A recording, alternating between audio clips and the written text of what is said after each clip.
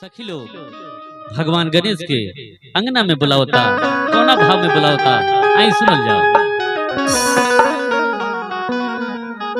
मंगल के दाता रउआ बिगड़ी बनाई जी, गौरी के ललना हमारा अंगना में आई जी, गौरी के ललना हमारा।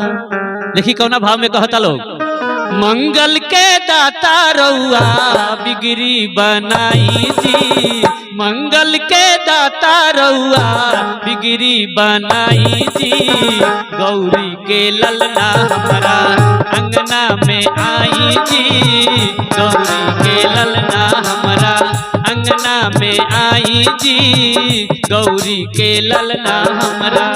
मंगल के दाता रउआ बिगड़ी बनाई जी, मंगल के दाता रउआ बिगड़ी बनाई जी, गौरी के ललना हमारा अंगना में आई जी, गौरी के ललना हमारा।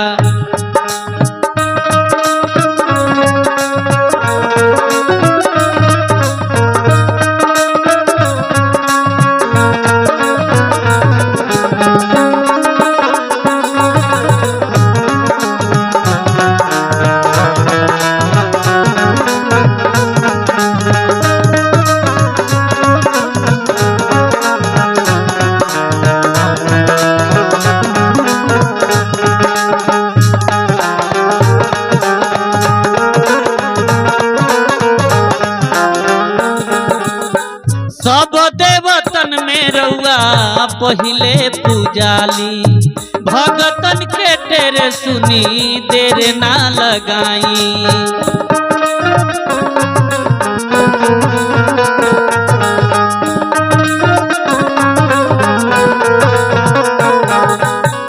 सब देवतन में रउआ पहिले पूजाई, भगतन के तेरे सुनी देर ना लगाई।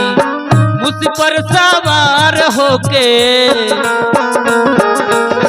मुझ पर सवार होके मंगलवार साईना, गौरी के ललना हमारा अंगना में आईना, गौरी के ललना हमारा अंगना में आईना, गौरी के ललना हमारा।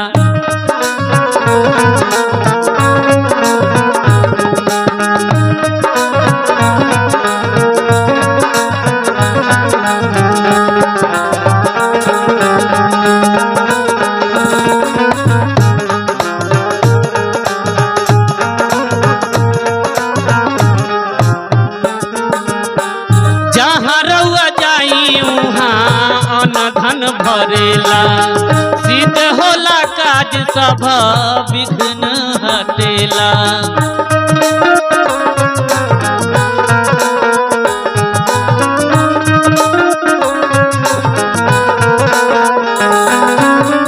जहाँ रउआ जाही उहाँ मंगल बरसेला, सिद्ध होला काज सब विघ्न टलेला।